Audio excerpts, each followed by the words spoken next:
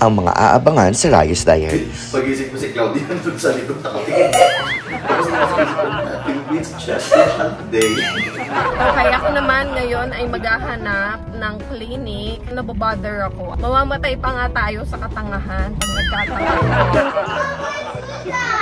Alam niyo ba, nakakatuwa talaga yung development ni Claudie ngayon.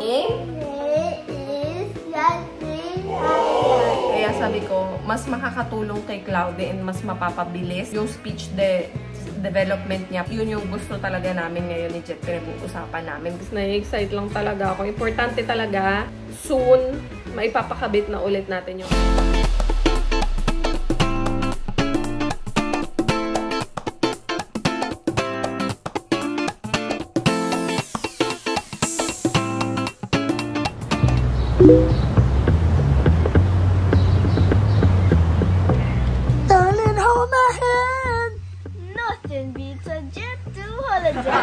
Right now, you can save £50 per person.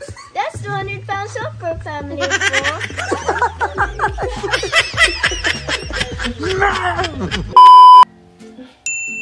Good morning! Ito na yata yung pinakamaaga kong gising. Dati kasi 5 AM ako gumigising guys para mag-prepare para sa pagpasok ni Skyler. Pero ngayon, in-adjust ko ulit yung schedule ko. Gumigising na ako ng 4 AM dahil nagsasaing ako ng kanin. Before kasi, sa gabi ko nagsasaing ng kanin dahil para makatulog pa ako ng mas mahaba. Medyo madelay yung gising ko and also, ayoko kasi yung kanin na sobrang init pag nilalagay sa baunan dahil nagmo-moist siya. Dahil recently nga din, sobrang init. Mabilis na papanis yung kanin.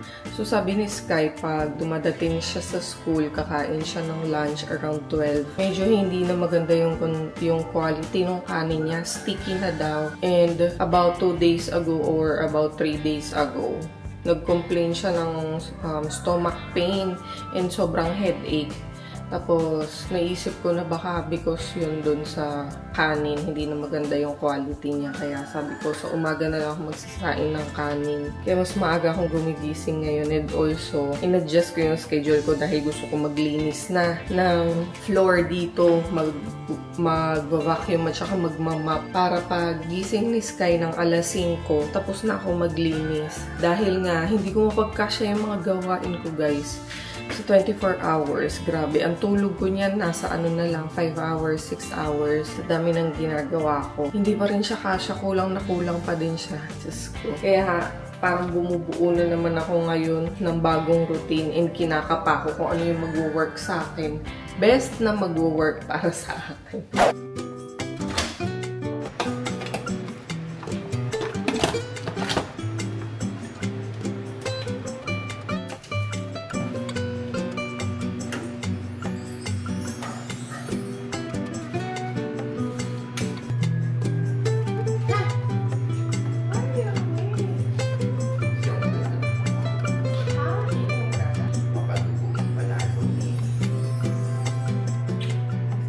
Alas 4, dito ako natutulog. Yun sa isa.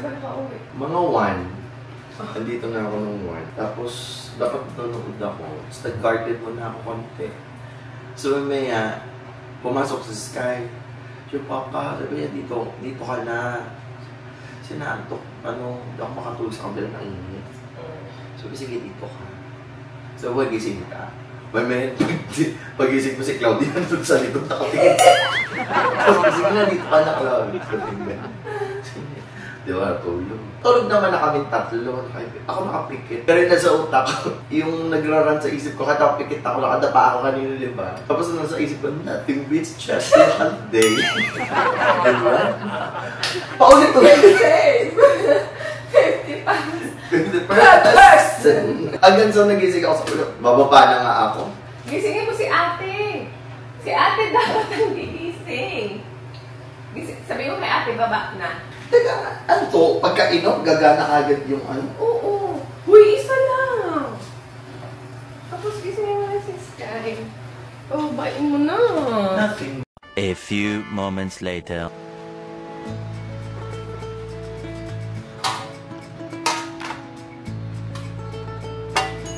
Alangan ng oras. kasi 8:45 natulog yan yung time. Kaya ko lang dito, pero dilat na yun gagawin. Lagay mo na dito. Dali, i-ano mo muna.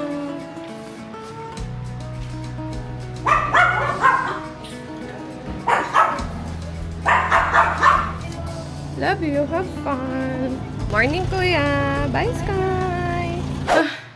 Grabe. Hingal ako. Grabe pawis ko, guys. Oh. Tinatapos ko muna yung mga gawain ko. Tsaka maglinis. Dahil una ko i-prepare si Sky. And then, maglilinis ako dito sa bahay. Dito sa baba. Vacuum yan at tsaka matic yan. Everyday. Kasi meron kaming mga pets dito, guys. Diba? Sa loob ng bahay, 2 dogs, 1 cat. So, kaya ganito din ako kapawis at para ako nagwo-workout actually. Para na ako nag-workout tuwing naglilinis ako sa umaga kasi 4 na beses kong minamap yung floor. Twice kong bina-vacuum. Yung pinapasadahan. Twice kong pinapasadahan kasi nga yung mga fur, nagliliparan lang kaya hindi ako gumagamit ng walis. Very effective talaga. Pag meron kang pet sa bahay is gumamit ka ng vacuum para yung mga balahibo is hindi nagliliparan, talagang mahihigo. Yun. And then, 4 na beses ako nagmamapo, diba? Sabihin ko na sa inyo paano yung discarding ginagawa ko sa paglilinis. Yung first pasada ko ng mop is pre-wash yun. Pure water lang yun para matanggal yung mga lagkit-lagkit, yung mga alikabok, mga excess na wiwi na lumalagpas sa pads. And then, yung second mop ko is yung bleach. Combination yun ng Sunrox na classic, yung white lang. At saka yung purple, yung color safe yan. Kasi kailangan ma-disinfect itong floor dahil nga doon may mga pets kami, di ba? Para malinis na malinis talaga. Third na pasada ng mop is banlaw na. So, para mawala na yung mga bula-bula ng bleach. And then, fourth na pasada ng mop is Pine Sol. Yun ang pinaka pang-finale ko para mabango at saka malinis na malinis talaga, diba? Since meron kaming pet dito sa bahay, triple talaga ang paglilinis para may iwasan yung mga infection, mga bacteria, mga germs, mag-spread out, ganyan. Hindi talaga sobrang bango yung bahay namin, guys. Hindi ko naman kiniklaim na napakalinis dito sa bahay namin o sobrang bango. It's just talagang as much as I can, ganong linis yung ginagawa ko. And then after that, magdediretso na akong magluto for the food for the whole day. But since yung niluto ko yesterday is nilaga, so abot siya hanggang today, kaya hindi ako magluluto today. Dediretso na akong maligo. And mag-aayos. Doon pa lang ako makakakilo. So time check, guys, kung anong oras na. It is 6:35. Ang dami ko nang na-accomplish. O, diba? Ang dami ko nang na-accomplish kasi tinututukan ko yung time ko. Hindi ako nagsiselfone. Hindi ako pa browse sa social media kasi once, napansin ko din yun no? Once na nakahawak ko ng phone, and siguro ganun din kayo, makaka-relate kayo sa akin.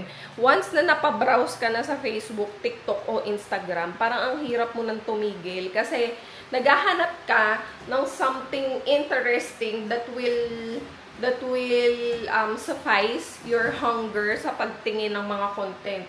Well, in reality, no, parang pataas naman ng pataas yung tolerance natin sa paghahanap ng content. Kaya di mo mapapansin, 15 minutes, 20 minutes, 30 minutes ka nang nasa phone. And ang laking time na yung nasasayang. Kaya as much as possible, hindi talaga ako umahawak ng phone.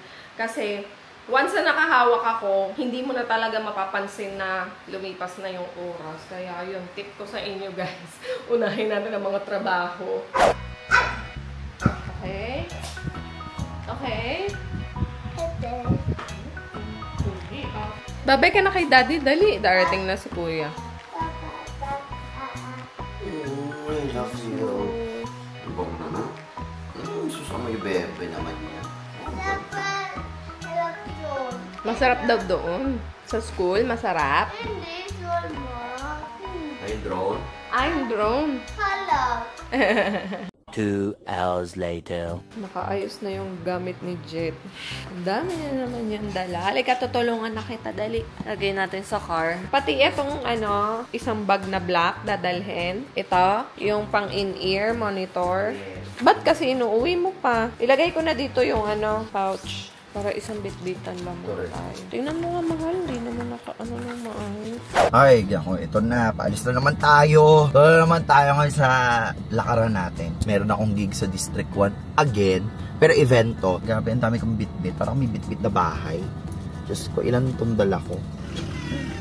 I love you. Bye. Yes, baby po. I love you. Ingat pa. Tawag ako. Magpapabako na ngayon si Ninya kasi baka mateta, no? Gawa nung naglinis siya ng kalan, may kalawang pala yung kalan. Ewan ko ba naman to sa asawa ko. Sa bagay kasi, no? Gawain talaga ni Ninya yan. Siya very mabusisi. Papa-anti-tetanus shot siya.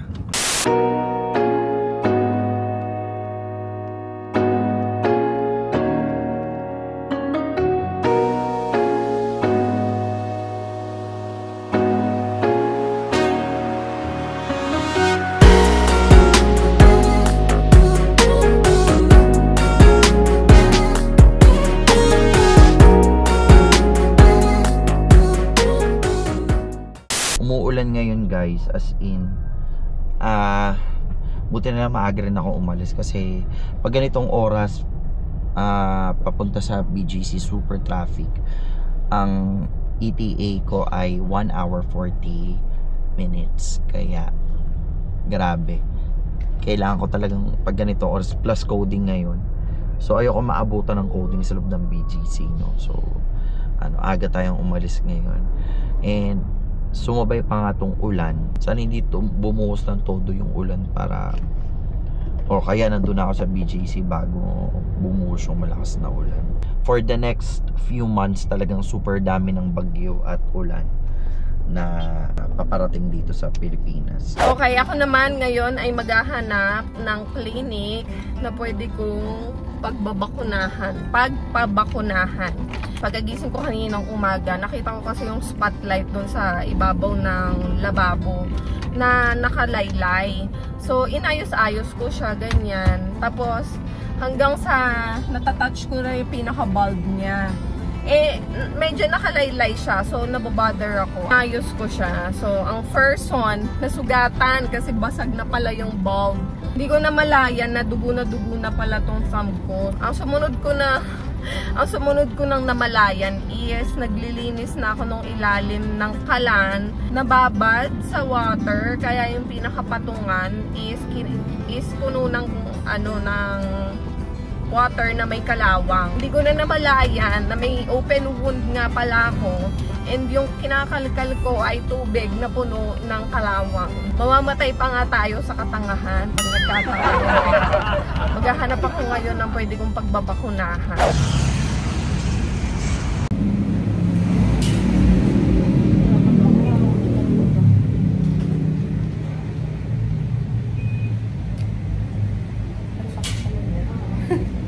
A few moments later.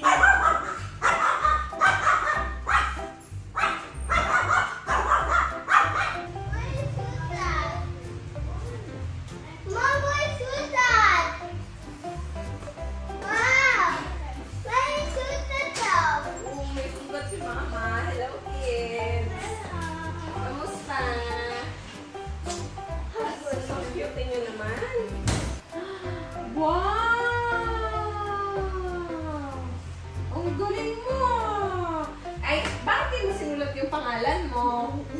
Ha? Dapat susulat, di ba? Papa! Papa! May si Daddy, may event! Sabi ko naman! Alam nyo ba, nakakatuwa talaga yung development ni Cloudy ngayon. Yung progress niya, simula nung nag-start siya dun sa school ni Sky, Mater Carmeli, yung feeling niya na nasa big school na siya, marami na siyang classmates, and marami siyang teachers. Ang teachers niya doon is iba-iba per subject. So, siguro, siya mismo, na-challenge din siya doon sa environment. Kaya, ang laking adjustment. Opo. Ang laking adjustment talaga nung ginawa niya, guys. And yun nga, yung mga development niya ngayon nakakatuwa. Dati wala siyang mga ganun. Wala siyang C, wala siyang ako. Naglalaktaw siya. Naglalaktaw siya ng mga ganun. Ngayon, ang galing na niya, guys. Diba? Proud kami kay Cloudy. Very good na siya. Kaya gustong-gusto niya dun sa school. Yes, big ka na, diba? Oh, sige, ready ka na? Papakilala tayo, ha? Pakitaan mo sila, ha? Sus! Pakitaan mo, okay? Ito yung exam ni Claudio, yung long test, quarterly assessment. Yan, nakalimutan lang niyang isulat ang pangalan. Sabi ko sa'yo, write mo yung name mo eh, di ba? Eto na. Oh, guys, alam nyo, marunong na siya mag-introduce ng self niya. Di ba? Ah, sabihin mo na. My name is Leslie Ayos. I am 7 years old. Ano pa? Kinder 1. Diba? May isa pa, guys. Ito talaga, very good talaga siya dito eh. Yung sign of the cross. Marunong na si Cloudy, diba? O, tamaan mo yung camera. Dali. Ikaw nga. O, salita. Sabihin mo din, ha? In the name. O, sige, dali. Amen. Amen. Ang galing na. Love po si Jesus, oh. Love ka ni Jesus, diba? Ako. Opo. Joshua. Nag-die si Jesus, diba? Opo.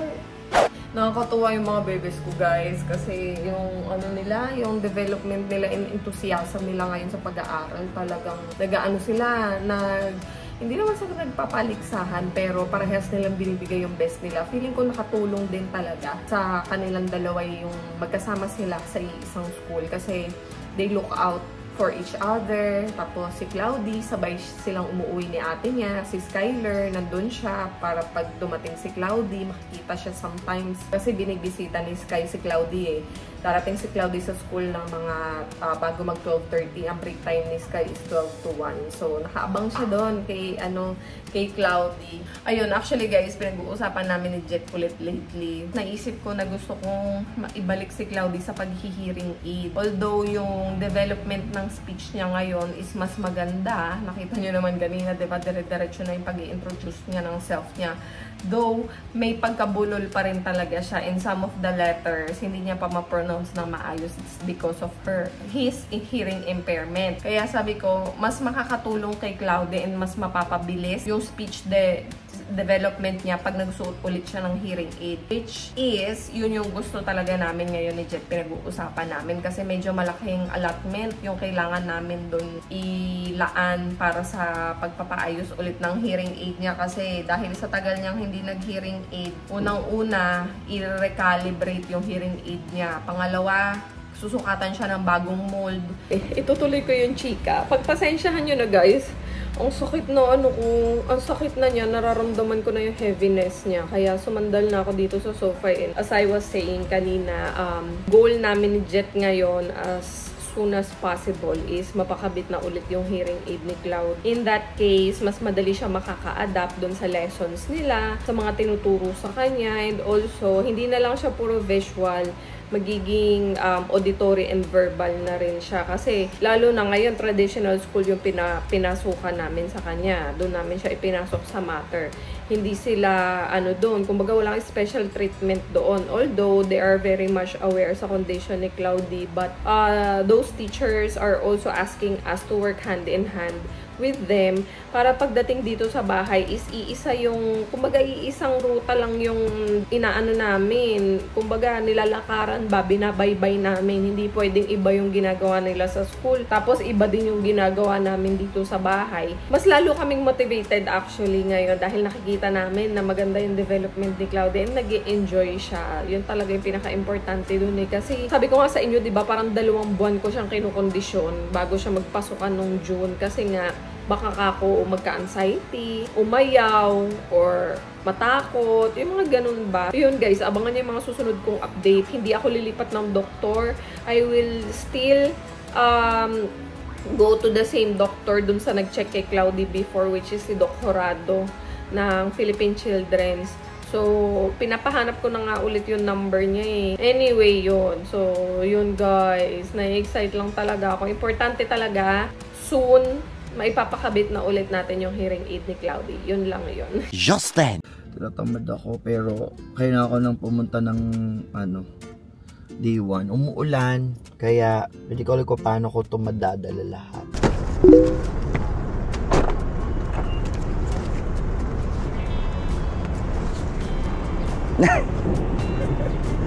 Sumilong ka na, dali.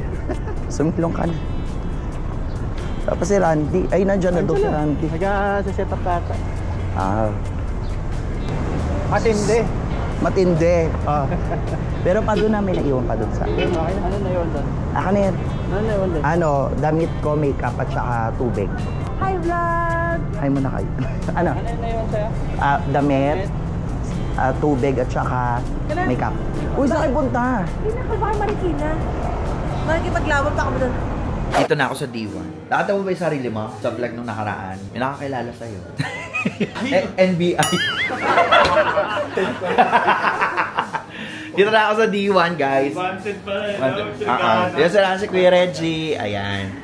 So, ano kami ngayon? Maaga kami kasi coding si Kuya. Ako rin coding. Kaya, kasi Rans, galing Cavite, kaya kailangan maaga. Start kami ng 7, so buti na maaga kasi umuulan. At traffic, kaya mabuti ng maaga kaysa malate, kaya kahapon. Anyway, mag-aayos muna, kakain muna ako ngayon. Ito yung crookie ng Heavenly Desserts. Ayan yung paborito kong in-order dito.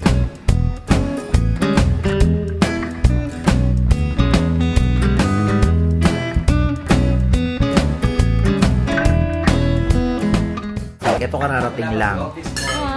Diba? Ay, tayo muna dito. Si Little Drummer Boy, wala pa.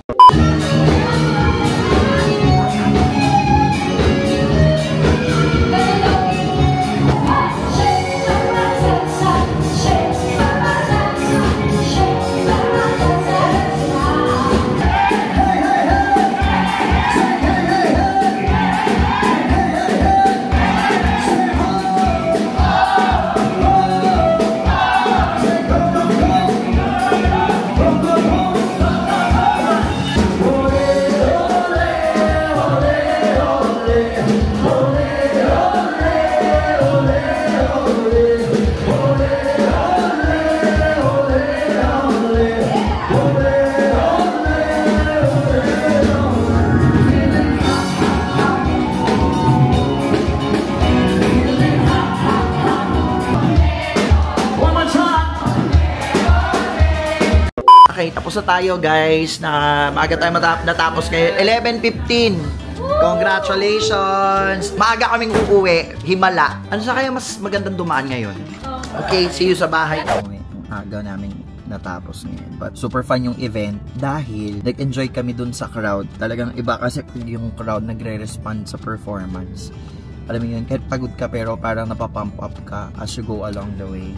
Kaya parang nabitin kami. Kami yung nabitin kanina. Ayaw pa namin umuwi kasi nga sabi ko, ala, ang aga naman natin umuwi. Parang gano'n. Pero good na rin. Goods na rin. Hindi ako sanay na ganito umuwi ng ganito kaaga. Pero thankful kasi maaga ko makakasama yung mga bata, pati si La Nina, diba?